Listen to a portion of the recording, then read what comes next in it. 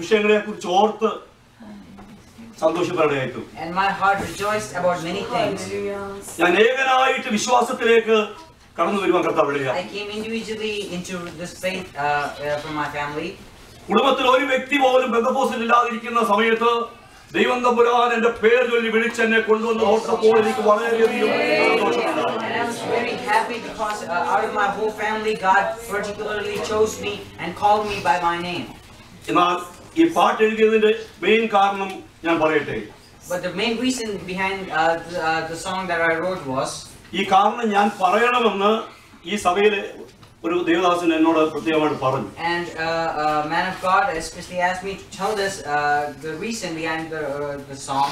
ഞാൻ ഷാർജയിലായിരിക്കുന്നു, വൈഫും കുഞ്ഞുങ്ങളുമായി റാസൽഖൈമയിലായിരിക്കുകയാണ്. And I was in Sharjah and my wife and kids were in Ras Al Khaimah. Littymol 10ാം ക്ലാസ്സിലായി. And Lithiani was in 10th grade. 10ാം ക്ലാസ്സിന് പോയിട്ട് ട്യൂഷനും കഴിഞ്ഞ് മടങ്ങി വരുമ്പോൾ, And after going to school, coming and after tuition when she is returning, ഒരു വലിയൊരു സംഭവം ഉണ്ടായി. and a big incident happened. അവൾ നോക്കുമ്പോൾ സ്കൂള് റോഡിന്റെ ഈ സൈഡിലാണ്. റോഡ് ക്രോസ് ചെയ്ത് വരുന്ന ടൈമിൽ ഒരു റേഞ്ച് റോവർ കാറിൽ 4-5 അറബി ചെറുക്കന്മാർ അവളെ നോട്ടമിടുന്നതായിട്ട് കണ്ടു. And when she saw she was crossing the road to get into school, and she saw from afar 3 or 4 Arabic kids in a Range Rover car looking at her. ആ സമയത്ത് ഗൾഫിൽ അനവധി സംഭവങ്ങൾ അതുപോലെ ഉണ്ടാകാറുണ്ട്. പിടിച്ചോണ്ട് പോകും, പിന്നെ അവരെ കാണത്തേയില്ല. And such incident used to happen at that time. Kids were kidnapped and they were never found. Nithyamol അപ്രകാരം റോഡ് ക്രോസ് ചെയ്ത് വരുമ്പോൾ അവൾക്ക് അപകടം മനസ്സിലായി. And when she was crossing, she understood the danger. അവൾ ഓടിപ്പോകാൻ തുടങ്ങി. And she started to run. എന്നാൽ അല്പം കുറ്റിക്കാടൊക്കെ ഉണ്ട്, അതിലേ കൂടെ പോയിട്ട് വേണം വീട്ടിലേക്ക് ചെല്ലാൻ. But there was some kind of wilderness, but she has to cross that, and then only can she reach. വാഹനം അതിവേഗത്തിൽ പിന്നാലെ വരികയാണ്. And the way they are following her very quickly. Wife ആണെങ്കിൽ ഡ്യൂട്ടിയിലായിരിക്കുകയാണ് ആ സമയം. And the wife and my wife is on duty. എന്നാൽ ഞങ്ങളോടൊപ്പം പാർത്തുകൊണ്ടിരുന്ന പ്രിയപ്പെട്ട സഹോദരി ഡ്യൂട്ടി കഴിഞ്ഞ് മടങ്ങി വന്നപ്പോൾ ഇപ്രകാരം ചിന്തിച്ചു. But the neighbor who used to be with us when she was returning from duty thought of it. ഒരിക്കലും ചിന്തിക്കാത്തതുപോലെ അന്ന് മാത്രം ചിന്തിച്ചു. And she never used to think like that, but that day she thought like that. ഞാൻ പോയി കിടന്ന് ഉറങ്ങിക്കഴിഞ്ഞാൽ ലിറ്റിമോൾ വന്നിട്ട് വലിയ ഗേറ്റിൽ മുട്ടിക്കഴിഞ്ഞാൽ ഞാൻ അറിയത്തില്ല. അതുകൊണ്ട് അവൾ വെളിയിൽ നിൽക്കും. അതുകൊണ്ട് ഞാൻ ഒരു കാര്യം ചെയ്യും, ഇന്നേക്ക് മാത്രമായി ആ ഗേറ്റ് അല്പമായി തുറന്നു വെക്കും. And she said that if I go and sleep, Lithiana Mall will come and then she will have to stand outside the big gate. So today I will open that gate. I will leave it open. ഒരിക്കൽ പോലും ഉപകാരം ചെയ്യാറില്ല. എന്നാൽ ദൈവത്തിന്റെ പരിശുദ്ധാത്മാവ് പ്രിയപ്പെട്ടവരുടെ ഹൃദയത്തിൽ ആഴമായി പ്രവർത്തിച്ചതനുസരിച്ച് ചിന്തിച്ചു, ഞാൻ ആ ഗേറ്റ് അല്പം തുറന്നു വെക്കും.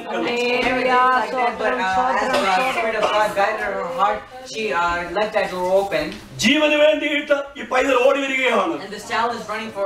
ഓടി വന്നപ്പോൾ ആ ഗേറ്റ് അല്പം തുറന്നിരിക്കുന്നതായിട്ട് കണ്ടു.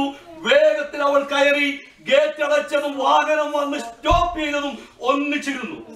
She saw that as she was running and she saw that the door was open. She went to the door and slammed the door open, and that's when the car stopped. ഒരു നിമിഷം കൂടെ കഴിഞ്ഞെങ്കിൽ അവൾ ലോകത്തിൽ കാണത്തില്ലായിരുന്നു. And if she was a moment late, she might have not been. എന്നാൽ എന്റെ ദൈവത്തിന്റെ mathematical calculation ഒരിക്കലും തെറ്റാത്തതാണ്. വൻശോധനാ വേളയിൽ തീച്ചൂളയും നടുവിൽ കാലത്തണഞ്ഞ് രക്ഷിക്കുന്ന മമകാന്ത നിന്റെ സ്നേഹത്തിൽ വലുതാണ്.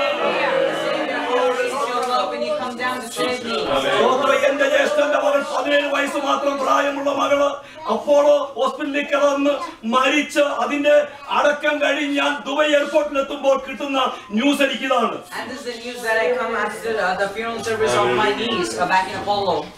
എന്നാൽ എന്റെ നിങ്ങളുടെ ആവശ്യത്തിന്റെ സമയത്ത് ഇറങ്ങി വന്ന് നമുക്ക് വേണ്ടി പ്രവർത്തിക്കുന്ന ഒരു സർവശക്തനെയാണ് ഞാൻ നിങ്ങളെ സേവിക്കുന്നത്.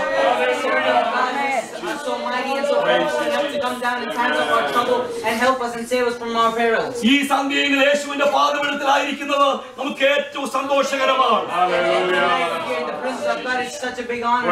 പത്രോസ് ഒരിക്കൽ മലയുടെ മുകളിൽ വെച്ച് ദൈവത്തിന്റെ വലിയ തേജസ് കണ്ടപ്പോൾ യേശുക്രിസ്തുവിന്റെ മേൽ മൂടുന്ന തേജസ് കണ്ടപ്പോൾ അവൻ പറഞ്ഞു, നാം ഇവിടെ ഇരിക്കുന്നത് നല്ലത്. Peter saw the glory of Jesus on the Mount of Transfiguration. He said, "It is good for us to stay here." യോഗം കഴിയുമ്പോൾ നമ്മളെല്ലാവരും പറയാനിടയാകണം, നാം ഇവിടെ ഇരിക്കുന്നത് നമുക്ക് ഏറ്റവും ശ്രേഷ്ഠമാണ്. Service, we all should be able to say, "It is good for us to sit here." ദൈവത്തിന്റെ മക്കൾ ആരാധനയ്ക്ക് വരുന്നത് ശക്തീകരണം പ്രാപിച്ച്, ബലം പ്രാപിച്ച്, ആരോഗ്യം പ്രാപിച്ച് കടന്നു പോകുവാനാണ്. The children of God come for prayer services and church services to be empowered by the Holy Spirit. എന്നാ പലരും ആരാധന കഴിഞ്ഞിട്ട് പോകുമ്പോൾ കൈയിന്റെ കൂട്ട് നീണ്ട മുഖമായിട്ടാണ്. But as many people come to prayer service and they go, their faces look like canes. ദൈവത്തിന്റെ സ്തോത്രം. യേശുക്രിസ്തു വചനത്തിലേക്ക് ഇറങ്ങി ആഴമായി സംസാരിച്ച് സ്വർഗീയമായ മർമ്മങ്ങൾ സംസാരിച്ചപ്പോൾ യേശുവിനൊപ്പം ഇരുന്ന് അപ്പം നിന്നവരും അത്ഭുതം കണ്ടവരും ഒക്കെയും കഠിനവാക്കെന്ന് പറഞ്ഞുകൊണ്ട് കടന്നുപോയി. And the many people who used to sit with Jesus and have dinner, when Jesus went into the depth of the gospel and when he started to preach the word, the mysteries of heaven, he said that people said that these are bitter words for us. ശിഷ്യന്മാരോട് യേശു പറഞ്ഞു, നിങ്ങൾക്കും വേണമെങ്കിൽ പോകാം. And Jesus said to the disciples, "If you want, you can leave me too." നിങ്ങൾക്കും പോകാം. And you can leave me too. ആ സമയം പത്രോസ് പറഞ്ഞു, നിന്നെ വിട്ട് ഞങ്ങൾ എവിടെ പോകാനാണ്? At that time Peter said, "How shall we leave you and go?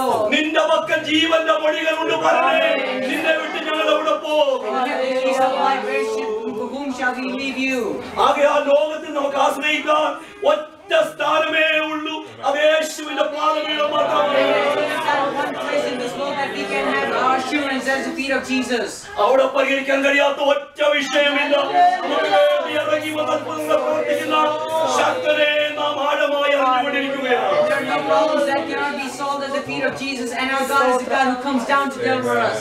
അല്പനേരത്തെ ചിന്തയ്ക്ക് വേണ്ടി നമുക്ക് ഒരു വാക്യം വായിക്കാം. യോഹന്നാന്റെ സുവിശേഷം 2-ാം അധ്യായത്തിന്റെ 11-ാമത്തെ വാക്യം. Let's move attention to John chapter 2 verse 11. യേശു ഇതിനെ അടയാളങ്ങളുടെ ആരംഭമായി ഗലീലയിലെ കാനാവിൽ വെച്ച് ചെയ്തു, തന്റെ മഹത്വം വെളിപ്പെടുത്തി. അവന്റെ ശിഷ്യന്മാർ അവനിൽ വിശ്വസിച്ചു. യേശു തന്റെ മഹത്വം വെളിപ്പെടുത്തി. എവിടെ വെച്ച്? ഗലീലയിലെ കാനാവിൽ വെച്ച് യേശു തന്റെ മഹത്വം വെളിപ്പെടുത്തി. At the wedding of Cana. നമ്മുടെ കർത്താവ് എവിടെ പോയാലും അവന്റെ മഹത്വം വെളിപ്പെട്ടിരിക്കും. And our Savior, wherever he goes, his glory is manifested. ഈ സന്ധ്യയെങ്കിലും അവന്റെ മഹത്വം നമ്മുടെ മധ്യത്തിൽ വെളിപ്പെടുമെന്ന് വിശ്വാസമുണ്ട്.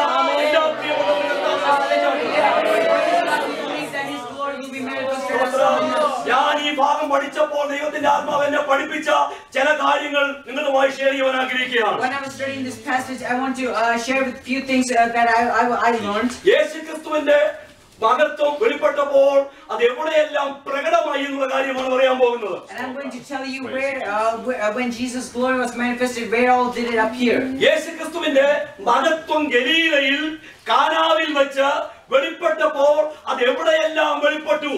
And when Jesus' glory was manifested in the Cana of Galilee, where all places did his glory appear? ഒന്നാമതായി പറയുന്നത് കൽപാത്രത്തിലെ വെള്ളത്തിൽ പ്രത്യക്ഷപ്പെട്ടു യേശുവിന്റെ മഹത്വം വെളിപ്പെട്ടു. And firstly, it is said that the water in the footstools where the glory was shown. പ്രത്യേകം പറയട്ടെ, കൽപാത്രത്തിൽ ഞാൻ പിന്നീട് പറയാം. കൽപാത്രത്തിലെ വെള്ളത്തിനകത്ത് യേശുവിന്റെ മഹത്വം വെളിപ്പെട്ടു. The water in the footstools, the glory of Jesus was manifested in those waters. ശിഷ്യൻ സ്തോത്രം. വേലക്കാർ വെള്ളം കോരിക്കൊണ്ട് വന്നത് കിണറ്റിൽ നിന്നായിരിക്കും, അല്ലെങ്കിൽ കുളത്തിൽ നിന്നായിരിക്കും. And the servants might have brought the water from a lake or a well. എന്നാൽ യേശുവിന്റെ മഹത്വം എല്ലായിടത്തും വെളിപ്പെട്ടില്ല. But Jesus' glory was not manifested everywhere. Total വെള്ളത്തിൽ നിന്നും വേർതിരിക്കപ്പെട്ട് കൽപാത്രങ്ങളിലേക്ക് വന്ന വെള്ളത്തിനകത്തു മാത്രമാണ് രൂപാന്തരം ഉണ്ടായതും യേശുവിന്റെ മഹത്വം വെളിപ്പെട്ടതും.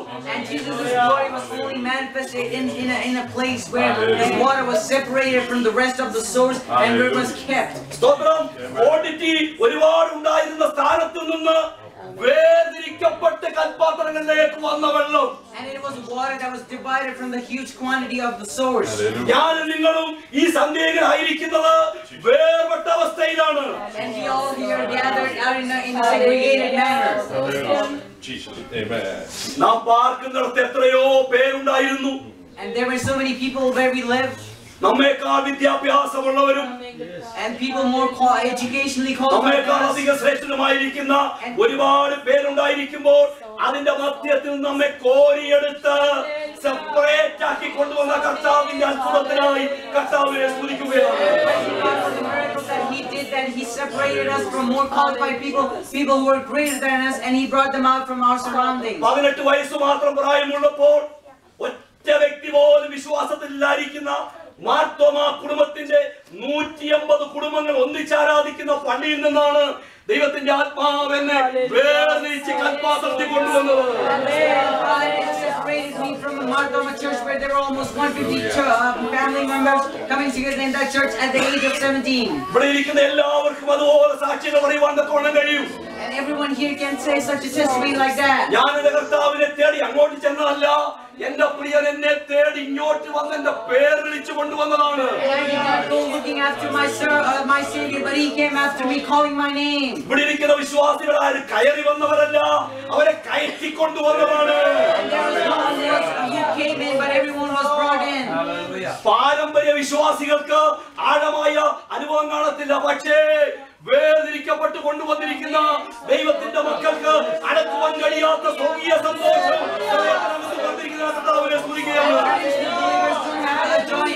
But those people who are called have a joy in their heart.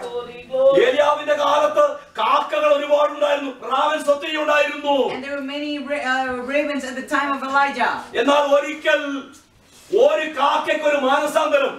But at one time a raven suddenly was born again. മറ്റൊന്നിനുമില്ലാത്ത ഒരു വ്യത്യാസം മറ്റുള്ളവർ നോക്കുമ്പോൾ, കാക്കകൾ നോക്കുമ്പോൾ ഒരുവൻ മാത്രം വേർപെട്ട് നടക്കുന്നു, വേർപെട്ട് പറക്കുന്നു.